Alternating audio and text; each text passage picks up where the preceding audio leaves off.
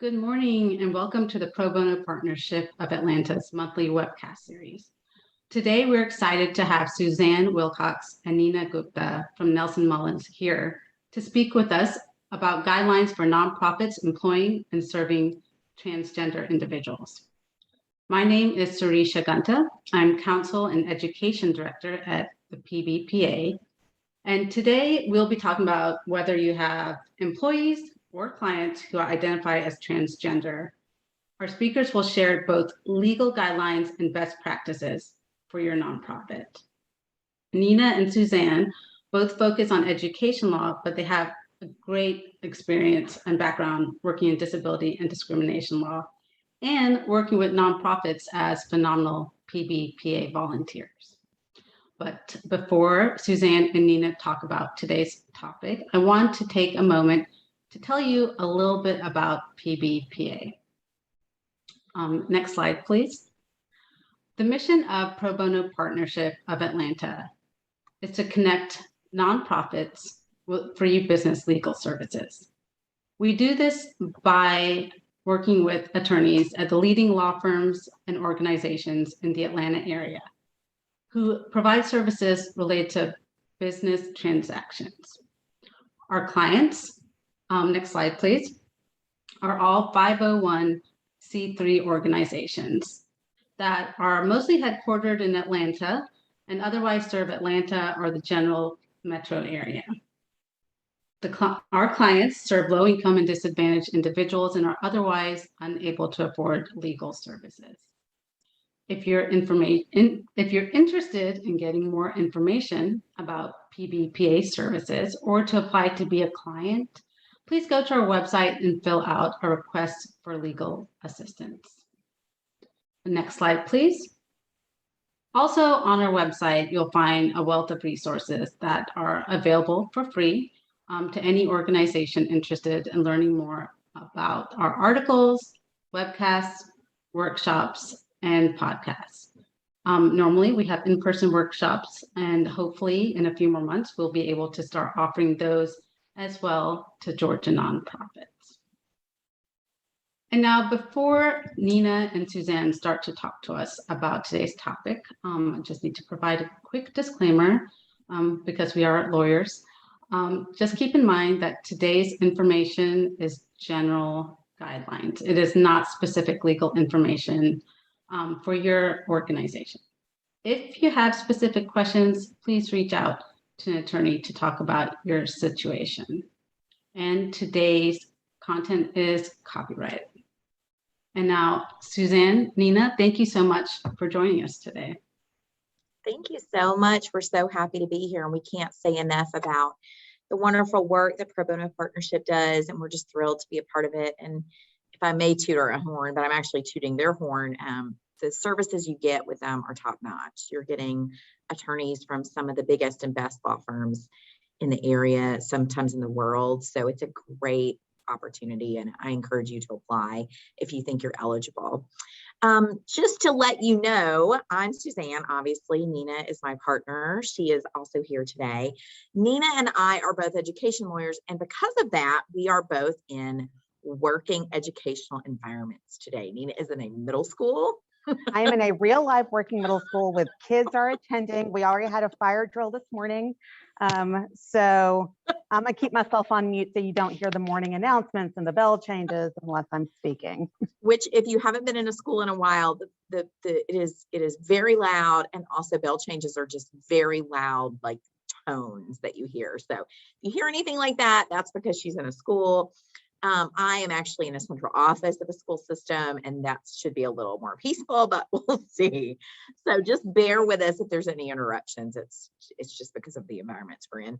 And because we are education attorneys, we spend a lot of time working on different aspects of law, and education law is actually every type of law. So we find ourselves learning a lot about different areas and working with transgender employees and transgender students, and just in general, helping folks with client bases that may be transgender is something that we have gotten a lot of experience in. So we're going to share some of our wisdom today. I will say to kind of expectation set. This is an area that is evolving. It changes pretty frequently, and it can change based on who is in the White House. It can change based on who is on the Supreme Court, who is on your local circuit court. In Georgia, we're on the 11th Circuit. So it can shift. So this is something that has to be kind of watched closely. And I encourage you, if this is an area you're interested in, to kind of keep track of the media, because it does get a lot of media attention when things change. So we're going to start with a little background. No ego. If you aren't sure about the language, it is so vital that you get the language right, or try to get as close to right as possible with this language. Without knowing it, you can walk into some kind of offensive language, or maybe you aren't even sure what the language means. And this evolves as well. So we kind of have to keep track of the language in this area. We're going to try to give you a little primer on that. And then we'll talk about the legal standard, obviously, and the big changes that have happened since 2020.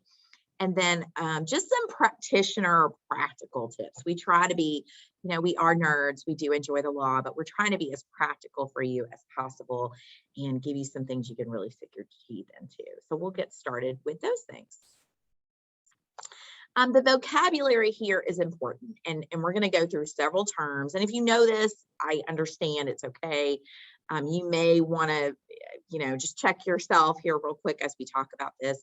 Transgender is a term used to describe someone whose gender identity differs from the sex they were assigned at birth. We're going to talk a little bit more about that, since that's really the crux of our training today. Transsexual, it's an older term, but it's still a term that's being used. It's someone who doesn't identify with the sex they were assigned at birth, but they wish to realign. Sometimes they call gender confirming surgery through the use of medical intervention. They no longer say sex change, just FYI, it's gender confirmation surgery is usually what it's called. And a transsexual is someone who is working towards that gender confirmation medically. And that could be through hormone therapy, that could be through surgery. There's a number of ways to get to that process. Gender nonconforming, people who don't follow other ideas or stereotypes about how they should look or act based on female or male sex. And also, we'll talk about this. This does not necessarily invoke any changes in sexual orientation. So you could be transgender or gender nonconforming, but still operating in a heterosexual space based on your birth gender. So these things do not necessarily go together. And we've got a helpful visual for that Nina and I have really fallen in love with, and we think it's super helpful. And we'll be happy to share that with you in just a moment. And gender questioning, people who are just going through questioning about their identity, they might be wondering whether they should identify as male or female, maybe even non-conforming or non-binary. And they may also be experimenting. They may be gender fluid. So those are some terms. Anything you'd like to add there, Nina? Feel free to jump in. The vocabulary changes so quickly. I went to the GLAD website to look at, what was okay and what wasn't. And I was surprised that transsexual is still a thing. Like, that's still a term that is meaningful and has a distinct meaning separate from transgender. There's so much more terminology. I encourage you to go to that website. So when you're hearing these words in the discourse, you've got a better sense of what they mean. It just really helps when you're trying to connect with someone, especially someone who may be defensive or upset about something or just worried, that you know how to use the vocabulary correctly. I just think it puts people at ease. Here's a few more. Cisgender or cis. This is a person whose gender identity matches their gender that they were assigned at birth. Crossdresser. I was surprised to see this was still a term that is used. And sometimes what happens is these terms will fall out of favor, and then the community will readopt them to sort of gain empowerment with that. And I think that might be the case with a couple of these terms, like transsexual, crossdresser, certainly with queer, which we're going to cover in a minute. So someone who wears clothes associated with a different gender, it may be a form of gender expression, but it also may be something that they don't do all the time. We do not use the word transvestite. That word is gone. Take it out of your vocabulary. It's very offensive. It's not something that is in the modern vocabulary anymore. Intersex, someone who may have been born medically with reproductive or sexual anatomy that doesn't fit any particular definition for male or female. There's various different medical conditions that can create an intersex individual. Sometimes it's just anatomical issues, but so the people who are intersex may or may not identify with the gender they're assigned at birth. You've probably heard about folks that were just randomly assigned a gender because it was unclear what gender they were. And so they may or may not identify with that gender. Non-binary is a person who doesn't conform to only one of two distinct genders, that they identify maybe with more than one gender, or perhaps they don't identify with any gender.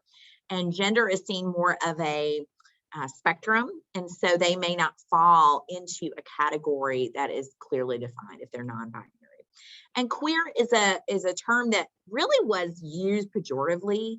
Some of you may remember how that was used sort of as a slur in the past, but it has been reclaimed by the community.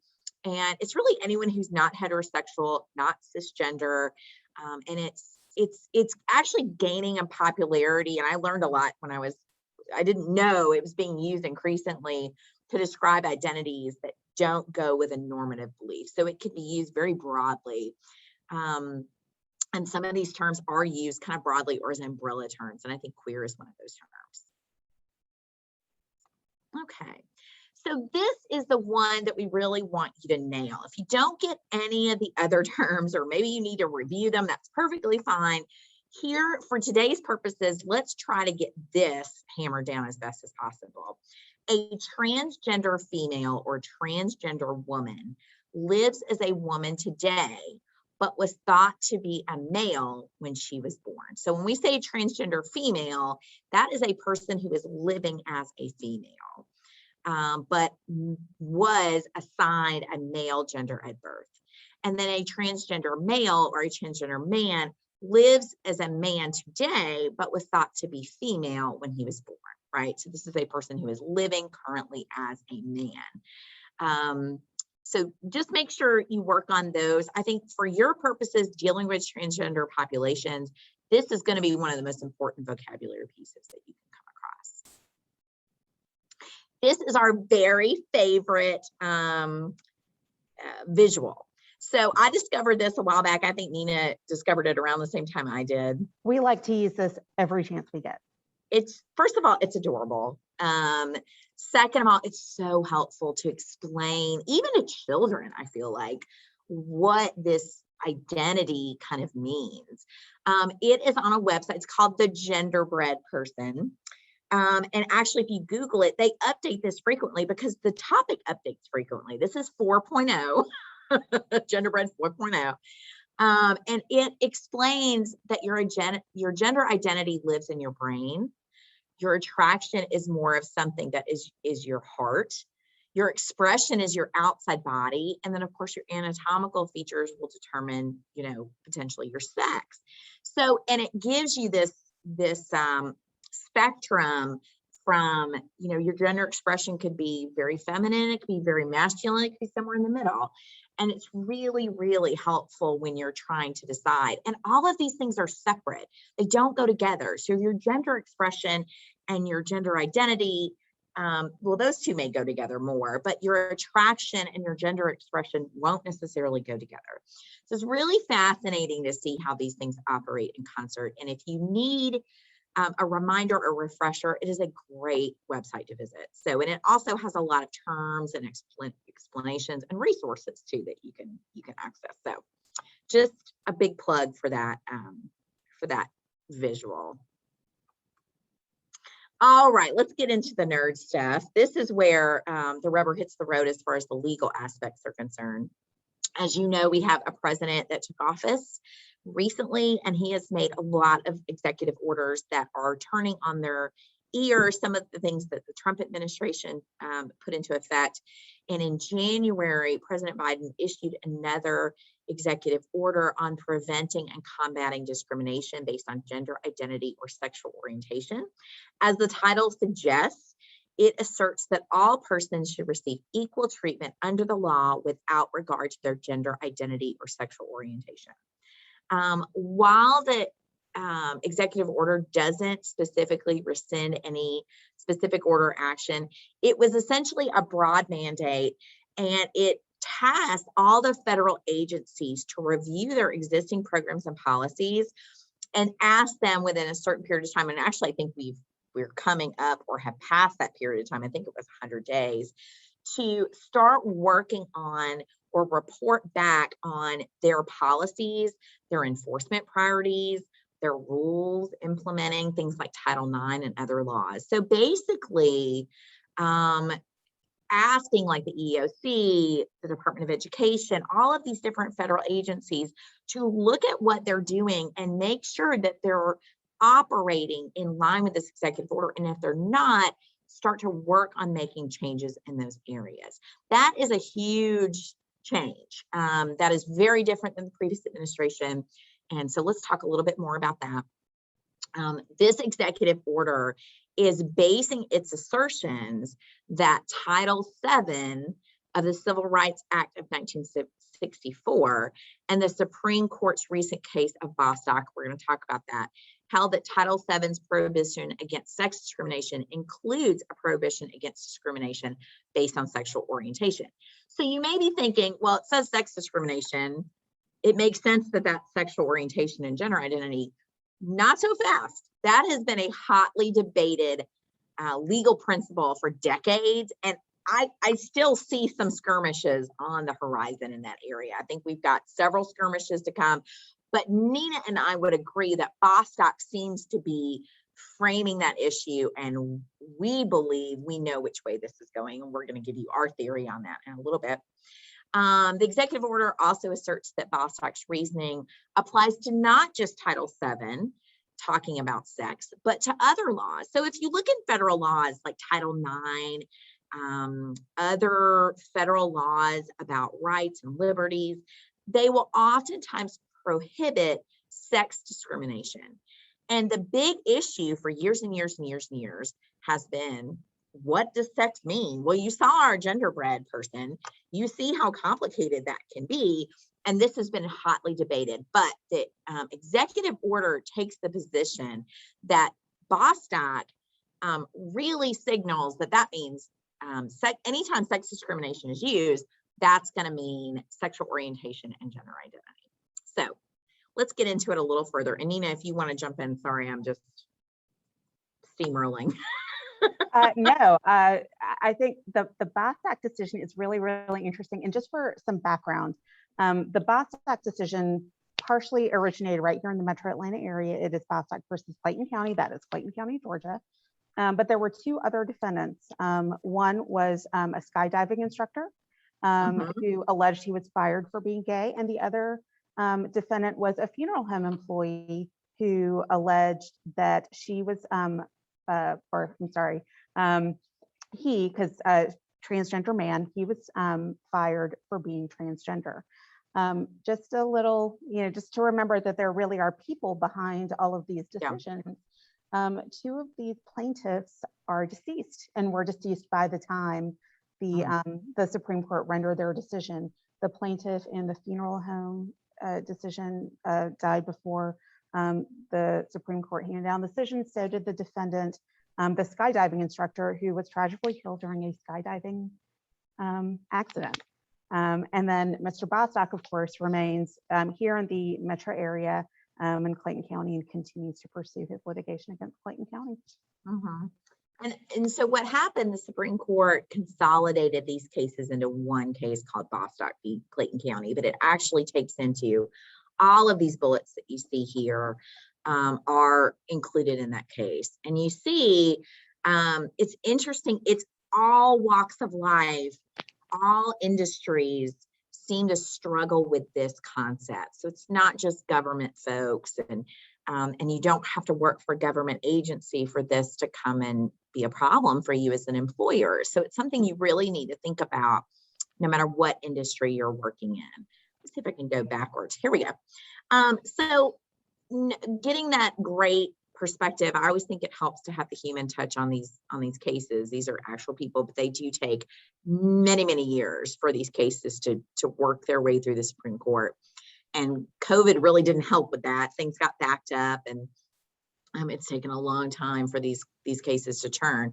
But Bostock principles, courts have, as we said, they've been struggling with the meaning of sex for decades. I would say more than maybe a couple of decades. And so many laws have this discrimination prohibition based on sex. And so, like we said, we feel like this case has really signaled the end of that debate. Now, some people are still saying it's not settled, and there are still some federal circuit courts. And if you're familiar with how our judicial system is set up, great. If you're not, we'll give you a quick primer. Supreme Court's at the top, U.S. Supreme Court. And then you have the circuit courts of appeals. Georgia is in the 11th Circuit Court of Appeals. It tends to be a more conservative circuit. And then, of course, you have our district courts, which, like the Northern District of Georgia would be Atlanta, Southern District of Georgia would be, there's a Middle District of Georgia, other parts of the state. And then, of course, you have our state courts, which also have Supreme Courts, which makes it a little confusing, but they deal with state issues. Generally, all of these type issues are going to come into a federal court because these are federal laws. So we're going to be focusing on federal principles today. Okay.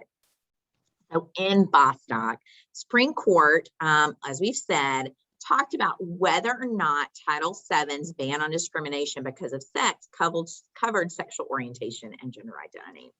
And of course, ultimately, the Supreme Court decided that both were included in Title VII prohibition on sex discrimination.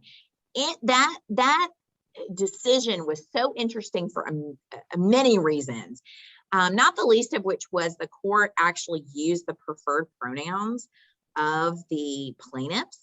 That was a huge change. The majority opinion included the correct pronouns for the folks involved in this, and that was seen, even just that was seen as a win. So writing for the majority, and of course, with every Supreme Court decision, generally you have a majority opinion, which is sort of the winning opinion. And then sometimes you have a dissent, which is I'm writing for the group that didn't agree with it. And sometimes you have even what we call concurring opinions, where I agree, but I agree for different reasons. So this was the majority, the winning opinion. And Justice Gorsuch wrote that. And he said, an employer who fires an individual for being homosexual or transgender fires that person for traits or actions it would not have questioned in members of a different sex. Sex plays a necessary and undistinguishable role in the decision, exactly what Title VII forbids. That, to Nina and I, is really the central point here. And you could substitute Title IX there, you could substitute various federal laws in there. And we really do believe that this is signaling that this issue is now being settled by the Supreme Court of the United States. Again, some folks would disagree with us, but that's where we are with it. Legal takeaways. Oh, go ahead. I'm sorry, Nina. Yeah, I mean, you might be wondering, like, well, if the Supreme Court said, why, like, what's the area of disagreement? What is there to argue about? Well, I'll tell you, Suzanne, for instance, mentioned that the majority opinion correctly gendered the plaintiffs, and that was seen as a big step forward. There have been lower court decisions involving transgender people where the decisions consciously and consistently misgender transgender parties in that litigation. So even that's not settled.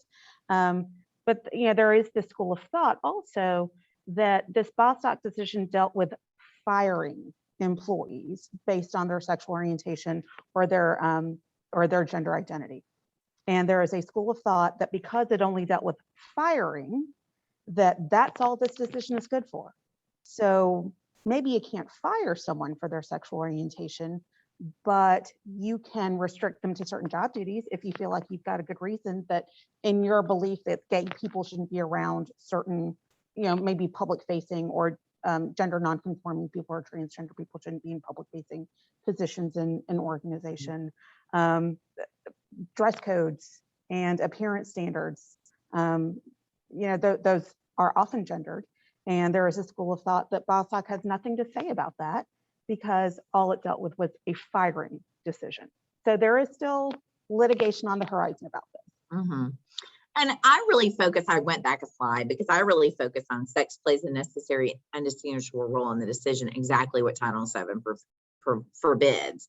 To me, I think that really seals it, but you're right.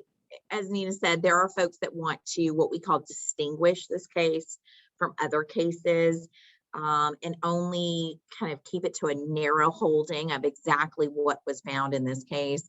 Whereas Nina and I are really expanding out because we can see the way this is going. Even the 11th Circuit has signaled potentially some split kind of thoughts on this issue. And I'm not going to get into that a lot. That's a much more complicated conversation. But I think we're seeing a trend here, and that's what we want to try to get ahead of with you today. Legal takeaways. It definitely extends the employment protections of Title VII to every LGBTQ worker. I mean, that's for sure. Making it illegal for employers to discriminate against an employee merely for being gay or transgender. Take that one to the bank. Review employment policies, meaning you should review your employment policies and procedures to ensure they align with the Supreme Court's decision. If you are worried that your employment policies and procedures are out of date, maybe you don't know what they say, this is a good reminder to read them, to work with Pro Bono Partnership or your personal attorney to update them and make sure they are current. Every year or two, it's a good idea just to check in and see, has anything changed, anything controversial in your policies we need to update, those type of things. And of course, your policies and procedures to acknowledge anti-discrimination protections for all protected classes. And when we say protected classes, we mean race, religion, but also based on sex for gay and transgender employees, volunteers, and recipients. So making sure that you've got acknowledgement, at least a statement that you're not going to discriminate. That's your intent. And then to ensure these policies are actually implemented. You can have great looking policies, but if nobody knows about them, nobody's trained on them, and nobody's implementing them, they are not helpful. So we've got to make sure that especially your HR staff and any of your staff that are client facing, if you're a client-based nonprofit, they understand and they know who to ask if they have questions. That's a huge thing. I see that in every organization we work with. If you feel like you are alone or you are operating in a vacuum, you're not going to make good decisions. It's important that your staff know who to call if they have concerns. And if you are the top of the food chain, you need to know who to call if you have concerns. You need to be working with good legal counsel, even if it's someone you only call as you need, or if you've got a great organization like Pro Bono Partnership that you can use. It's just really helpful. You've got to be able to bring these concerns to someone, because making decisions in a background or in a vacuum is not a good practice. And, before we move on to organizational points, one more little legal takeaway, and this is going back to, remember there's real people behind all of these cases. All Bostock said is you can't fire someone just because they're gay. And that's what Mr. Bostock alleged. He didn't get his job back after the Supreme Court decision. This Supreme Court decision was the culmination of years and years and years of litigation over this one teeny tiny little narrow issue about whether the prohibition on sex discrimination applied to sexual orientation.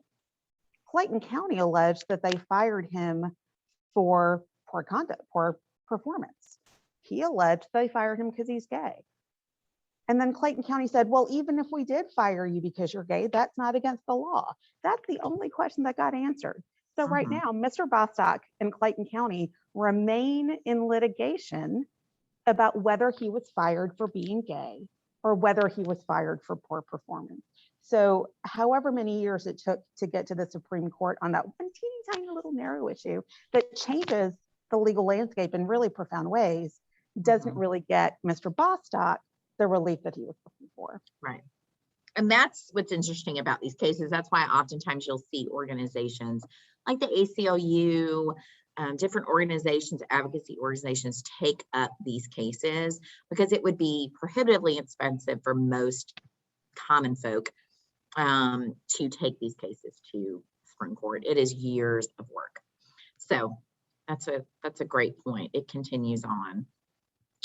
So here's our practitioner point. This is kind of the practical side of our presentation. We've given you the legal side of it, which again, as we said, is evolving, but we see the way it's evolving and we feel confident that this is the way this is going to be going.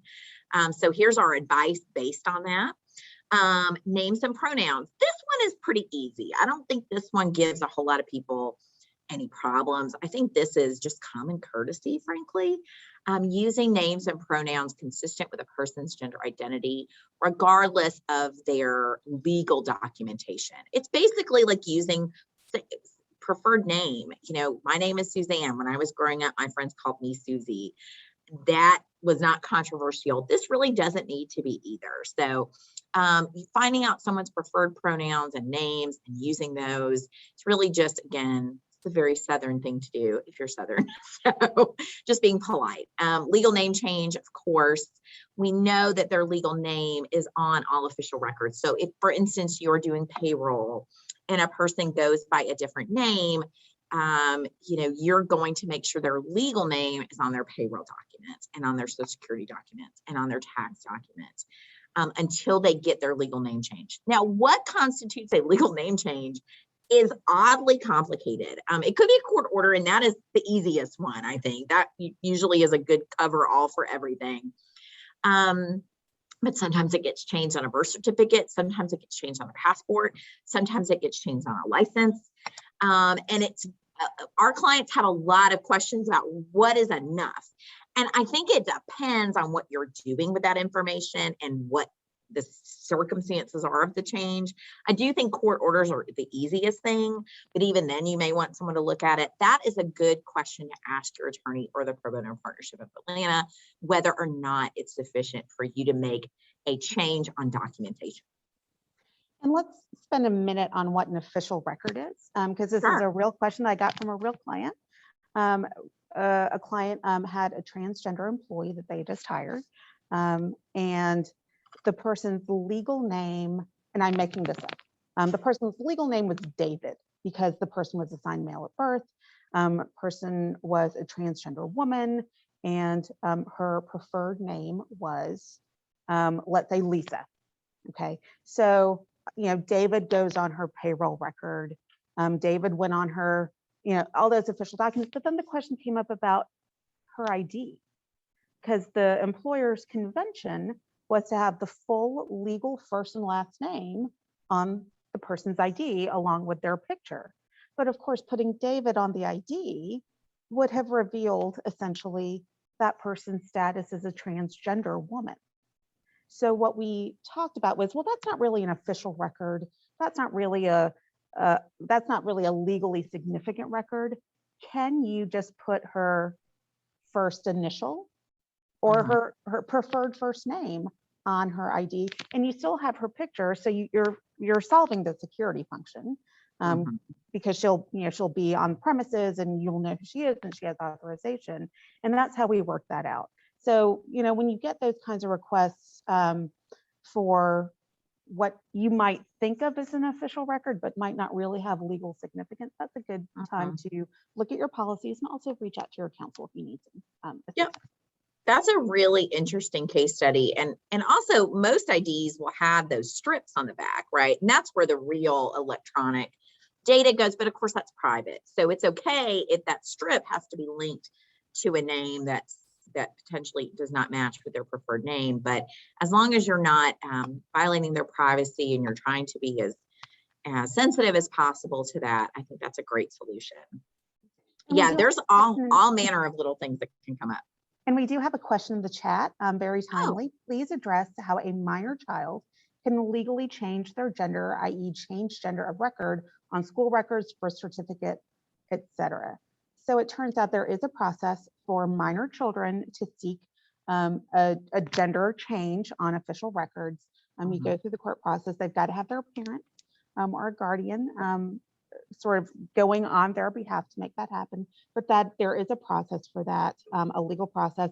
And in fact, I think there is an effort through, I think, the Lambda Legal Defense Organization to help individuals who might not otherwise have access to the courts or money for lawyers, guide them through gender changes and legal name changes as well. I think what you're going to find generally, whether you're talking about school records or other type of official records, the easiest, I think the best and the most consistent answer is going to be a court order. Some organizations are not going to accept the license or the passport. And if you're really looking for a solution, the court order is the best solution.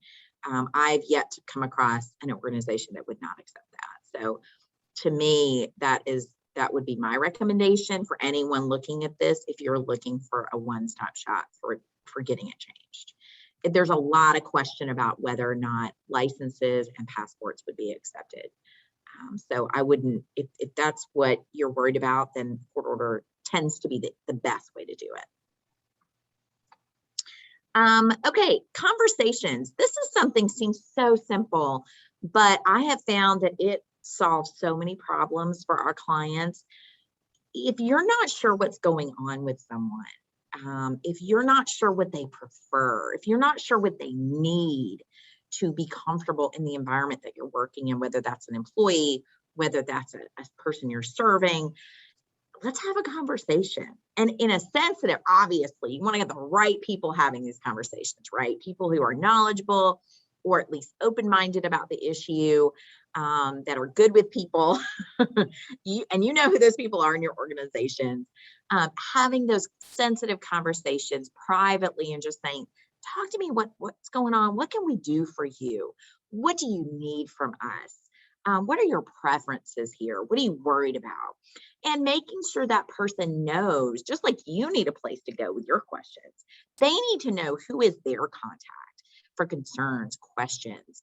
Do we need to establish an organizational advocate? It doesn't have to be a formal established person, but someone that we know is going to be a good person for this person to go to, perhaps an ally. For instance, in schools, a lot of teachers are designated as allies and they'll have something on their door. Or if we know that, a young person is struggling, we'll say, look, this is Miss Jones. If you need anything, you go to Miss Jones and she will work with you and she'll get the right person involved. So it's really important that you do that for adults as well, and for your clients and for your employees, that they know who to go to if they've got questions or concerns. And that solves, I'm telling you, 90% of problems when you have a conversation and you have an open dialogue. I think when people feel that they're being heard and respected, because they are in fact being heard and respected, most people aren't looking for a fight. Most people aren't looking for conflict. They just want to feel safe where they are. And if they feel like people around them are making an effort to make them safe where they are, that it usually ends there. Yep. It's a huge, huge win to do that. And I think we've already kind of touched on this a little bit. Obviously, this is the space that Nina and I live in some of the time. So we're uniquely situated to talk about this aspect. But let's say you're serving minors in your role as a nonprofit, and the parent or the child makes a request for some sort of support, modification, accommodation. My recommendation is, no surprise, for the appropriate person in your organization to sit down with the child and their parents. Now, you may start, if the child comes to someone, it may start with the child. That may just be the way it is. But I would suggest you work towards a meeting with the child and their parent or guardian, and the partner personnel, to sit down and find out what's going on, what do they need, what are they worried about, the same conversation we just spoke about. And then providing them a menu of supports, accommodations, a plan, if you will, to how we're going to tackle the issues that you're concerned about and what we're going to do and who we can talk to if you have concerns going forward, or if someone's bothering you or not being nice to you or whatever, how we're going to handle that. And then this is where it gets really tricky. And we have this issue from time to time, and it's sad, but it does happen, where the minor and the parents or guardian are not on the same page. Now, obviously, if the student or the child is 18, that's a different thing. That's an adult. And you can still involve the parent or guardian, but it really is at the 18-year-old's preference at that point. But when you're dealing with a minor, they are still under the care of their parents and guardians.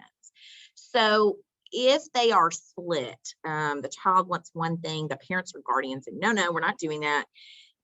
Obviously, the best case scenario is we work to come to a mutually agreeable solution that everybody's happy with. But if that is not possible, this is where it gets a little hard. Ultimately, the parent or guardian is going to control. Because that is still a minor, the parents will still call the shots. The guardians will still call the shots. And that's hard sometimes to hear when your heart goes out to a child. You feel like maybe their parents aren't making the best decision. I would not advise any organization to substitute themselves for the legal parent or guardian. Now, occasionally we have a really fun situation where the child aligns with one parent or guardian, but doesn't align with the other one. And so now the question is, which parent or guardian is going to control? Oftentimes that's going to be based on court order if they are not married or they're divorced. So that now you're getting into some legal waters that you're going to need some assistance with. And you're going to need someone to help you figure out who's the decision maker in that type of situation. And that can vary depending on what the issue is. So that would be a situation I would advise you to raise your hand. And let me jump in here with, let's say you have a child who is transgender, who has very clearly preferred pronouns and a preferred name that does not traditionally align with the gender they were assigned at birth, and the parents are, for whatever reason, vehemently opposed to it. And Suzanne and I work with teachers all the time, and teachers are big-hearted people who want to support kids, period. And they're trying to both affirm a child, but also respect parent authority. I've had teachers who decide, you know what, in my room, I call everybody by their last name. So I'm not even getting into your preferred name. And in my room, everybody's a they and a them. And I'm using the plural as a singular for everybody. So we don't even need to get into preferred pronouns. That's potentially one way to sort of thread that needle. The more difficult, and I think the most difficult situation that can come up is when a child discloses to a trusted adult that they're trans or they're LGBTQ or whatever, and they do not feel safe in telling their parents that. That is something we take on a case-by-case basis. Obviously, the physical safety of a child is always the prime directive in every situation. But that is if you have a situation, if you work with clients who are children who are coming to you telling you something very personal and very sensitive in confidence and don't feel safe sharing it with the people who are in control of their lives, that is the time to contact your legal counsel so you can do what you need to do under the law, but also keep that child safe. And that's a great point and segue towards mandatory reporting. If you feel like a child is in a situation where they are not safe physically, if they're being abused in any way, shape, or form, exploited in any way, shape, or form, then you're going to want to report that to child welfare authorities immediately. That would be DFACS in Georgia, and it's a simple phone call. It's not hard to do. It's so vital that you do that. And most of you, if you're working with children, are going to be mandatory reporters anyway. So there are legal consequences if you don't. So it's very important if you feel like in any situation with a child, they are being abused in any way, shape, or form, then you do need to make that report immediately. Don't wait over the weekend. Let me think about it. It is that day, right then. And I always tell people, if you're asking me if you should report, you should report. Because Georgia law provides immunity for anyone who makes a report in good faith, even if you're wrong, even if things are fine in the home. And also, you have no obligation to disclose to a parent or guardian that you've made that report. In fact, I always tell folks, just say, I can't even confirm or deny that a report was made. I can't discuss it with you. I'm not going to get into it with you. So you're protected. Make the call if you're not sure whether to make the call. And we have one more question in the chat. Sure. Can a school legally require the family to seek or complete outside therapy or other interventions before acknowledging a gender change? Is it advisable for the school? Short answer is, if you're a public school, no, you can't. You cannot require any kind of particular intervention, particularly for a family. Now, if you're a private school, your relationship with that family and that student is going to be controlled by whatever contract of enrollment that was signed. I will say that just from a practical perspective, requiring a family to go to therapy when it's not their idea, I don't know is the right setup for effective therapy necessarily. You got to want the therapeutic change. You can't get forced into a therapeutic change, or at least it's more effective if you seek it out voluntarily. But short answer, if you're a public school, you cannot require a family to go to therapy. I think a lot of schools wish the answer was different, but that's the Yeah. answer. Oh, yeah.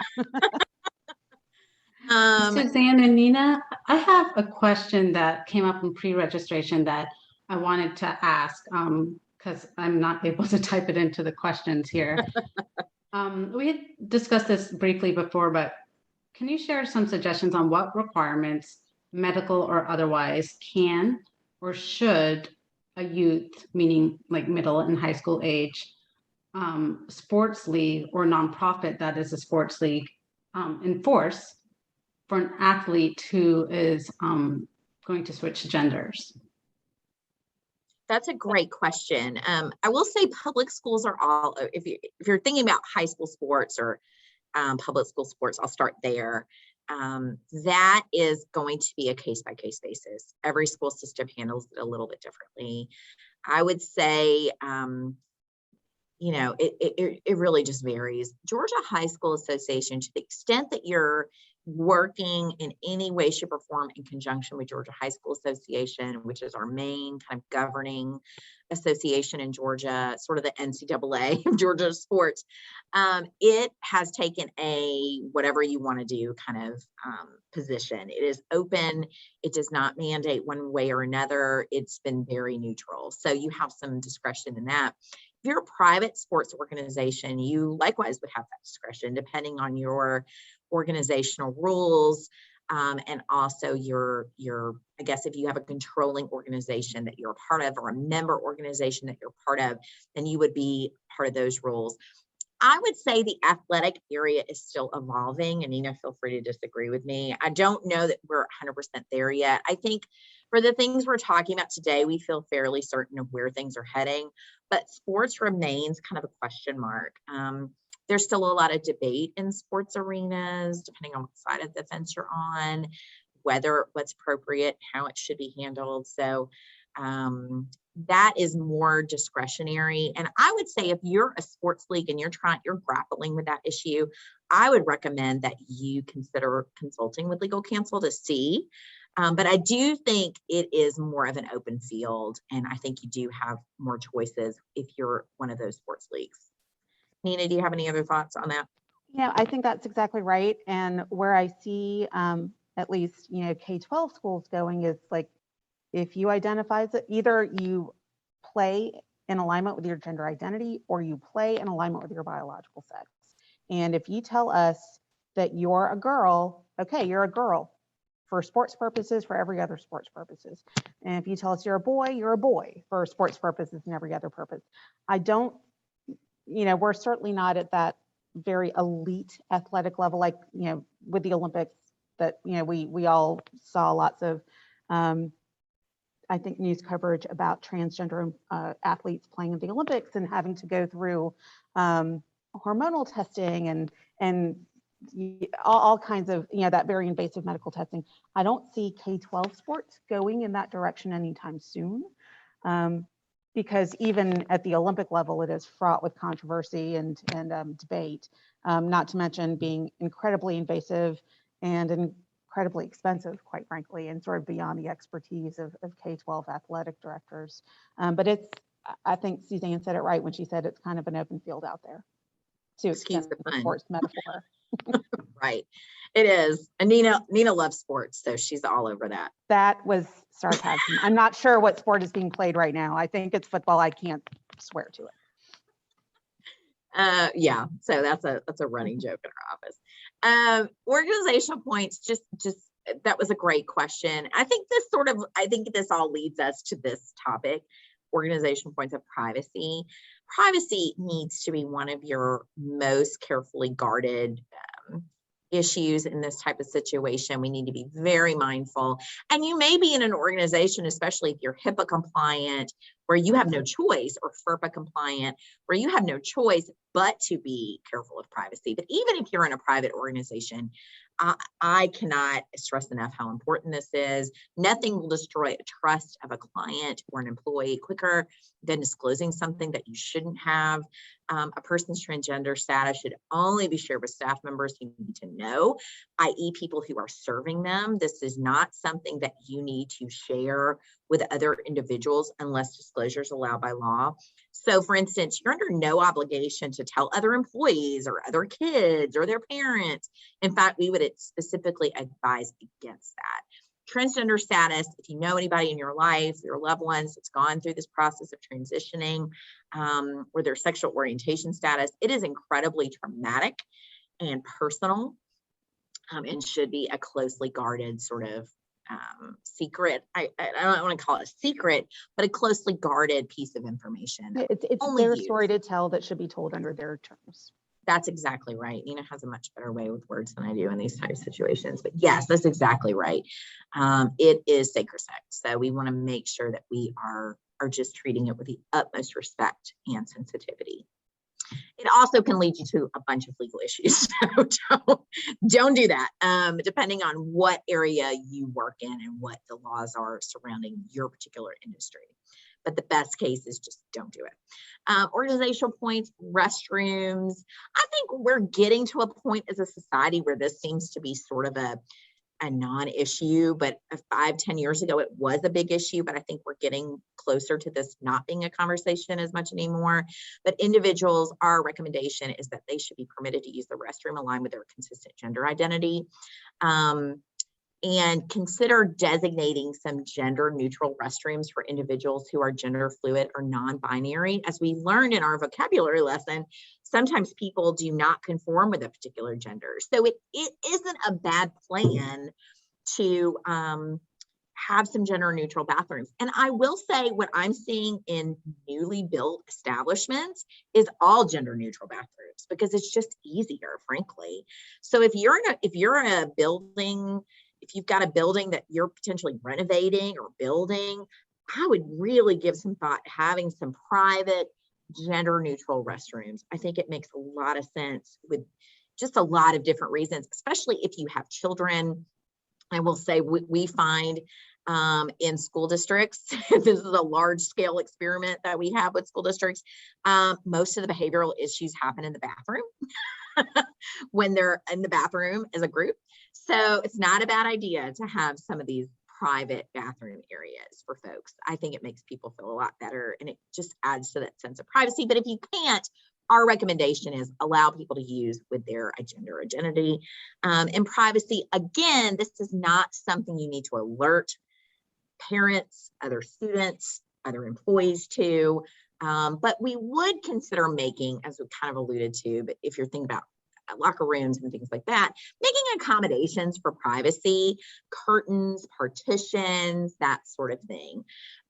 Because even in like a shower situation, whatever, your transgender clients or whoever may not feel comfortable having that information disclosed. Some are very comfortable with it, some are not.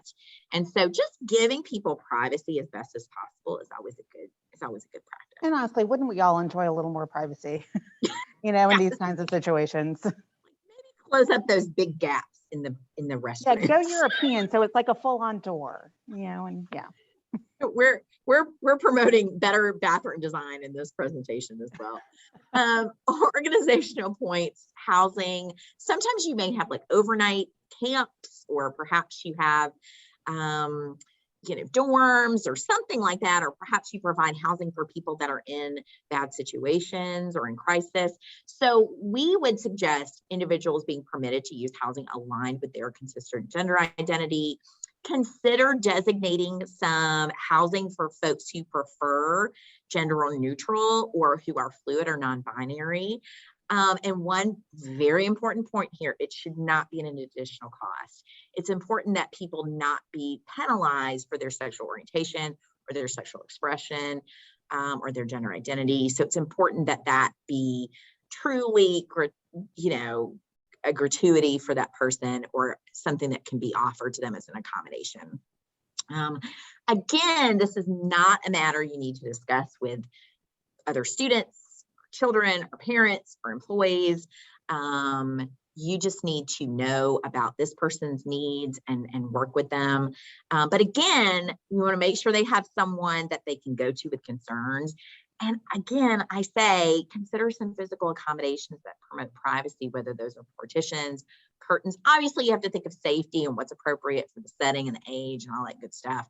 But making sure that you have the best setup possible to allow that to be successful and to give everybody the privacy that they need. And sometimes you got to be a little creative in that situation, but it is so worth it. Giving it an hour or two of thought or spending an extra 50, 60, $100, even $500 is so worth it if you can avoid issues and provide more privacy and comfort for someone. You would be shocked at how much that little investment will go. And of course, we've already touched on this, but it's worth repeating, making sure you have sexual orientation, gender identity, and already existing non-discrimination policies. You've got that long list of things you don't discriminate against. Make sure you've got sexual orientation and gender identity in that list. Make sure it's in your policies, your practices, your training modules, that you're addressing that. Any place you have that anti-discrimination language, update it, make sure it's up to date. Having delineated processes and policies allows your organization to stay in compliance. It protects your organization, obviously, from lawsuits. It provides organizational memory. I cannot tell you how important it is that your documents be up to date, because if Nina and I win the lottery, I'm out of here. I will be a puff of smoke. You will never see me again. And I bet most of you feel that way. So you want to make sure that the person that's been there for 30 years is not the only person that is going on, and that your policies are up to date. And of course, we want to treat everyone consistently. And it's important that our policies and procedures are up to date, because if you're following your policies and procedures, and we beg you to follow your policies and procedures once you put them in place, it provides consistency and actually helps you not discriminate, because you're treating everybody in line with your policies and procedures, which is so important. And of course, beautiful policies and procedures are useless if you don't train your volunteer staff and your staff, your employees, to make sure they understand what your expectations are. Consider having onboarding training for every volunteer or employee with a signature for receipt, so that it's clear that they received it, or they went over it, or they completed it.